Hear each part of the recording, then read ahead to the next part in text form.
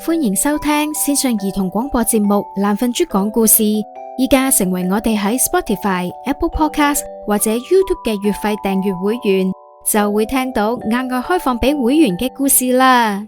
今日要講嘅故仔係小小美食家瑞士雞翼，作者阿粒。大家鍾唔鍾意食雞翼啊？雞翼都有好多唔同嘅款式，例如煎雞翼、滷水雞翼、豉油雞翼、蜜糖雞翼，仲有一種叫瑞士雞翼，唔通佢係瑞士人發明嘅？茶餐廳係香港一種平民化西餐廳，提供啱香港人口味嘅西式嘢飲或者係嘢食，所以又叫豉油西餐。而瑞士雞翼就係茶餐廳嘅一種常見嘅小食。瑞士雞翼其實都係滷水雞翼嘅一種，不過佢係一種用甜味滷水整嘅雞翼。香港有一間叫太平館餐廳，佢依家喺香港都仍然有鋪頭㗎。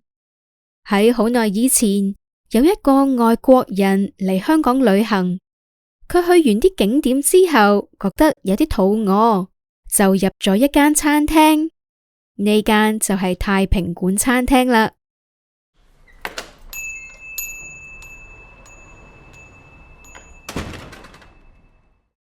歡迎光臨隨便坐。Hi，以前嘅人英文唔係太好，唔似得好似依家咁，幼稚園開始就有得學英文。不過侍應見到外國人聽唔明佢嘅意思，佢都嘗試用身體語言同埋簡單嘅英文，叫外國人入嚟坐低。Come. We are good. Foot. Okay? Foot? Yes, sir. 侍應拎咗一份餐牌，指一指餐牌，然後舉起一個手指公。小朋友，如果想聽埋落去，就加入成為懶瞓豬講故事嘅月費會員計劃。你哋將會額外聽到只開放俾 Podcast 會員嘅兒童故事，故事涵蓋各種主題㗎。記得得閒就聽懶瞓豬講故事啦。